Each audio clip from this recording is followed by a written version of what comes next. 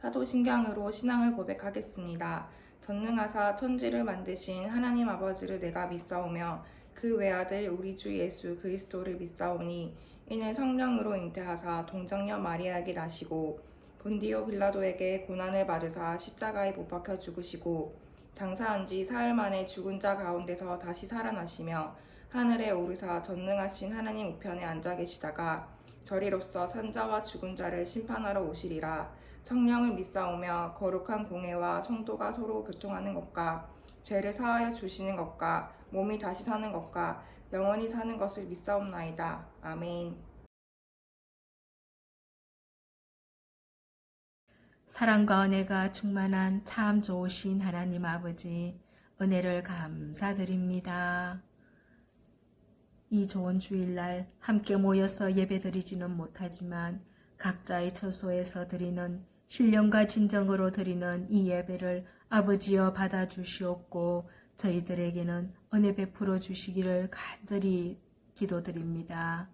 아버지여, 어서 이 질병이 종식되어서 우리 친구들과 함께 모여 찬양하고 예배드릴 수 있도록 그날을 속히 당겨주시옵기를 간절히 바라옵니다. 아버지여, 우리 친구들 마음속에 우리 주님 중심이 되고 기둥이 되어 주셔서 절대로 믿음 흔들리지 않게 마음을 강건히 붙들어 주시옵소서. 나가나 더가나 착한 사람들, 좋은 사람들 만나게 해주시옵고 어디 가나 귀하게 대접받는 우리 친구들 되게 간절히 바라옵고 원하옵니다. 늘 기도손 모시는 우리 쌤들 가정과 직장 위에도 아버지와 함께 해주시기를 바라옵고 원하옵니다. 오늘 귀한 말씀 들고 오신 우리 김영구 목사님, 아버지여, 그 사역과 가정 위에 우리 주님 함께 해주시옵고 사랑과 은혜를 한없이 부어주시기를 간절히 바라옵고 원하옵니다.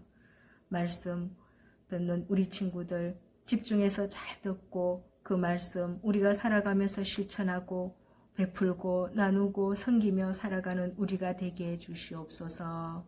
사랑합니다. 행복합니다. 감사드립니다. 이 모든 말씀 거룩하신 예수님의 이름으로 기도드립니다. 아멘.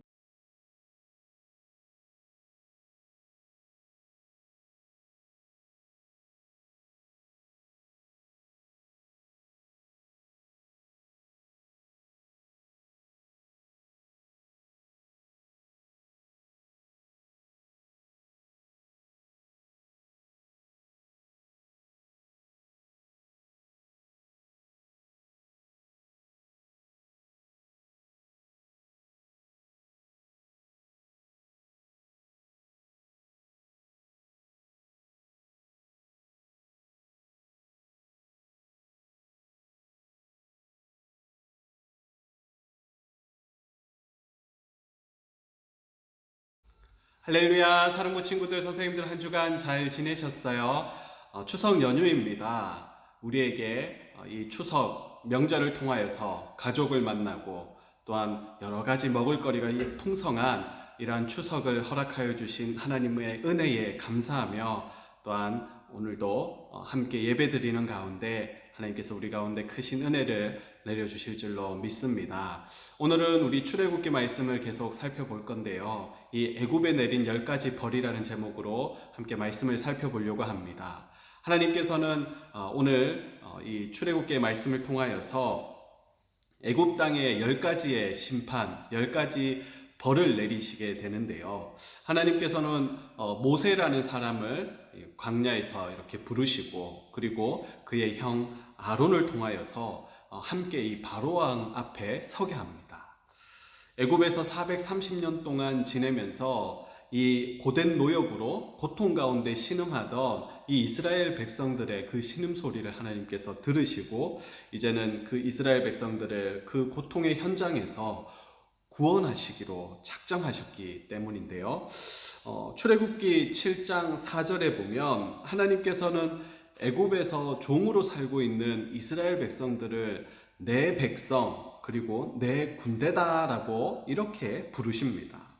하나님께서는 당신의 군대요 그리고 당신의 백성인 이 이스라엘 백성을 이제는 이 애굽 땅에서 그 고통의 현장에서 하나님께서 구원하시기로 인도해 내시겠다라고 오늘 말씀하고 있는 것이죠.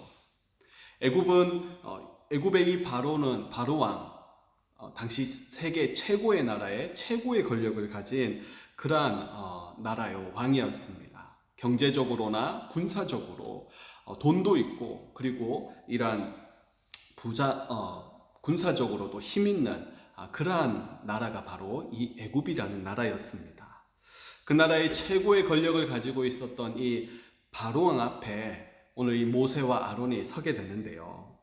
광야에서 40년 동안 양을 치고 있었던 이 모세, 그리고 애굽에서 이제는 고된 노역을 하고 있었던 이 모세의 형 아론, 그들의 나이가 모세는 80이요 그의 형 아론은 83세였습니다. 지팡이를 들고 나타난 이 두 사람의 모습이 너무나 이 바로왕과 대조적이지 않겠습니까? 너무나 초라해 보이고 나약해 보이는 그러한 모습이지 않겠습니까? 그리고 그러한 모습으로 나타나서 더군다나 한다는 말이 하나님의 백성, 내 백성을 돌려보내라 라고 이렇게 이야기를 하는 것입니다. 이스라엘 백성을 달라는 거죠. 이 말을 들은 바로왕은 예상대로 단칼에 거절하게 됩니다. 그러자 모세와 아론을 통하여 하나님께서는 하나님을 알지 못하던 이 바로왕에게 이 10가지 벌을 통하여서, 재앙을 통하여서 하나님의 능력을 보여주십니다. 10가지 재앙이 어떤 것이냐? 첫 번째 재앙은 나일 강물이 모두 피로 변하게 하십니다. 두 번째는 애굽의 모든 곳에 이 개구리가 넘쳐나게 만드셨습니다. 세 번째는 이가 온 땅에 가득해서 사람과 가축에 붙어서 아프게 만드셨다라는 거죠. 그리고 네 번째는 파리가 온 땅에 가득하게 되었습니다. 파리가 온 땅에 가득하다 보니까 너무나 많아서 생명이 살 수 없을 정도로 이렇게 되었다라는 거죠. 다섯 번째 내린 재앙은 애굽에 있는 모든 가축들, 말과 그리고 양과 낙타와 소들에게 병이 걸려 죽게 만드셨습니다. 그리고 여섯 번째 재앙은 애굽 온 땅에 이 사람과 짐승에게 이러한 악성 종기가 생기게 하셨어요. 한마디로 심한 피부병이 이렇게 걸렸습니다. 일곱 번째 재앙은 하나님께서 애굽 온 땅에 하늘에서 큰 우박을 내리게 하셨어요. 밭의 모든 채소와 모든 나무들이 이 우박 때문에 다 꺾이고 피해를 입었습니다. 여덟 번째 재앙은 이 애굽 온 땅에 갑자기 수많은 메뚜기 떼들이 몰려들어서 먹을 수 있는 모든 것들은 다 그냥 이렇게 갉아먹게 만드셨어요. 아홉 번째 재앙은 애굽 땅에 깜깜한 흑암이 찾아오게 하셨습니다. 그리고 마지막 열 번째 재앙은 애굽 땅에 있는 사람과 가축의 처음 난 장자들을 다 죽게 만드셨습니다. 이러한 10가지 재앙은 당시 애굽이 이렇게 섬기고 있었던 이 신들의 모습과도 연관이 있습니다. 하나님께서는 애굽만 심판하신 것이 아니라 그들이 섬기고 있는 그 우상, 그 신이라고 섬기고 있는 그러한 애굽의 신들까지도 다 심판하셨는데요.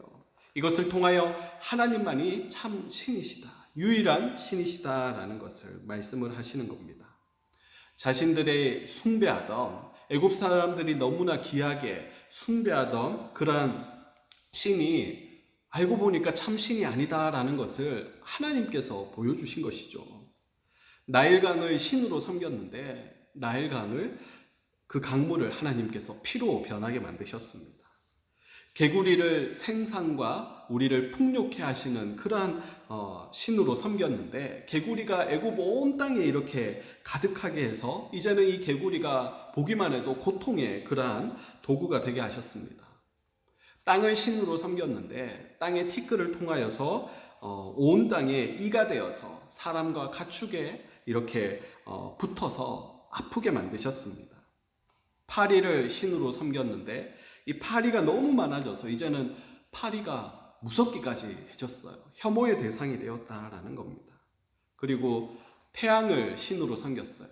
그런데 하나님께서는 흑암을 통하여서 태양을 감추셨습니다. 그리고 마지막으로 모든 사람과 가축, 그리고 모든 것의 첫 번째 장자를 죽이는 그러한 재앙을 내리셨습니다. 생명을 주관하시는 분이, 사람의 생명을 주관하시는 분이 하나님이심을 보여주시는 것이죠.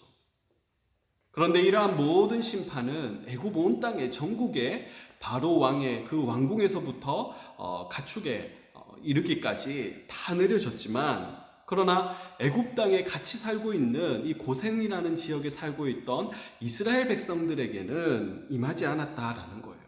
이스라엘 백성들이 있는 그 집과 그 땅에는 이러한 하나님의 재앙이 내리지 않았다라는 것입니다.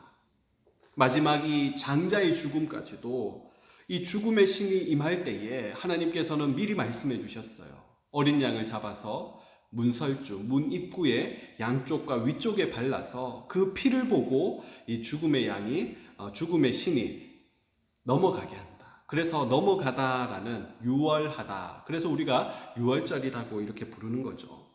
하나님께서는 이 장자의 죽음마저도 이스라엘 백성들을 보호하시고 지켜주셨습니다. 밤중에 임한 이 10번째 재앙은 이 심판 때문에 애굽 온 땅에 밤이 되면 잠을 자야 되잖아요. 그런데 모든 사람들이 다 깨어난 거예요. 애굽의 바로 왕의 장자마저 죽임을 당했습니다. 애굽 온 땅의 저녁에 사람들의 통곡하고 애곡하는 소리가 넘쳐났어요. 그러니까 그 밤중에 이 바로 왕이 이 모세와 아론을 급하게 불러서 이제는 이야기합니다. 너희 말대로 가서 여호와를 섬기라 라고, 너희가 말했던 양과 소도 다 가지고 이제는 제발하고 떠나라 라고 이렇게 이야기를 하는 것이죠. 그리고 32절에 보면 참 재미있는 표현이 있는데, 하나님을 무시하고 하나님의 말씀을 거역했던 이 바로 왕이 이 10가지 재앙을 통하여서 하나님이 누구신지를 조금이나마 알게 되었던 것이죠. 그래서 이 모세와 이 아론에게 어떤 이야기를 하냐 하면, 그냥 가지 말고 자신을 축복해주고 가라라고 이렇게 이야기를 합니다. 참 신이 누구신지를 알게 되었다라는 거죠. 그런데 알게 되었지만 바로 왕은 하나님을 믿지는 않았습니다. 하나님께서는 이 10가지 재앙을 통하여서 하나님이 누구신지를 분명하게 우리에게 보여주셨는데요. 사랑하는 친구들, 오늘 본문을 통해서 우리가 의지하는 이 땅의 것들이 아무것도 아님을 우리는 알게 됩니다. 그리고 하나님이 어떤 분이신지도 우리는 알게 되는 것이죠. 오직 하나님만이 유일하신 참 신이신 줄로 믿으시기를 바랍니다. 그리고 그 하나님께서 당신의 백성을 지키시고 보호해 주신다라는 사실도 여러분 믿으시기를 바랍니다. 이러한 하나님이 저와 여러분의 하나님이신 줄로 믿습니다. 이번 추석에 있는 이 한 주도 이렇게 하나님과 동행하며 이 하나님을 믿지 않는 가족에게 알려드리고 또 함께 하나님을 예배하는 우리 사랑부 친구들 다 되시기를 주님의 이름으로 축복합니다. 아멘. 헌금하시겠습니다.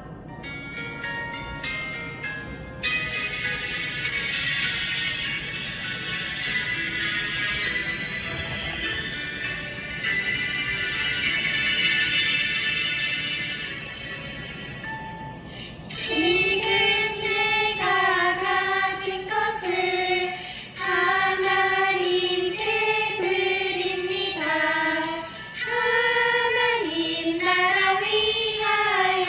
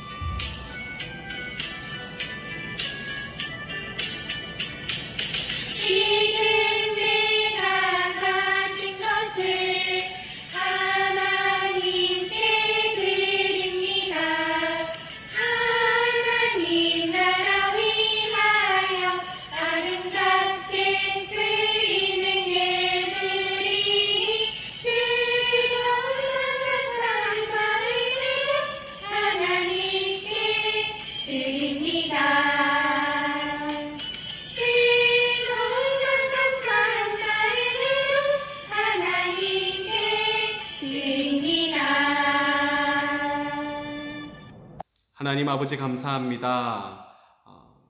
민족의 명절인 추석 연휴를 보내는 가운데 오늘도 주일 예배의 자리로 나아갑니다. 특별히 분주했던 우리의 마음을 모으고 하나님의 말씀을 듣는 가운데 특별히 하나님 애굽 땅에 하나님이 누구신지를 이 10가지 재앙을 통하여서 우리가 이 땅에서 의지하고 있는 이러한 우상들을 애굽 신들을 하나님께서 심판하심으로 참 하나님이 누구신지를 보여주셨던 것처럼 우리가 믿는 그 하나님이 누구신지를 분명히 아는 믿음이 우리에게 있게 하여 주시옵소서.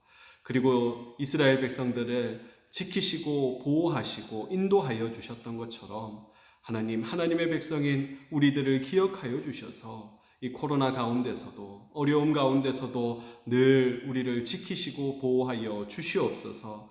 그런 하나님과 동행하기로 그런 하나님을 예배하는 자로 하나님 살아갈 수 있도록 우리를 늘 인도하여 주시옵소서. 오늘도 예배를 드리는 가운데 귀한 예물을 하나님 구별하여 감사함으로 올려드립니다. 하나님 또 아버지 하나님 이 물질을 온전히 받으시고 하나님의 나라를 위하여 귀하게 사용하여 주시되 함께 올려드린 간절한 기도의 제목 가운데도 하나님 응답하여 주시옵소서. 한 주간도 하나님 출입을 지켜주시고 늘 하나님 함께하여 주시기를 간절히 소망할 때에 우리의 생명이 되시는 예수님의 이름으로 감사하며 기도드리옵나이다. 아멘.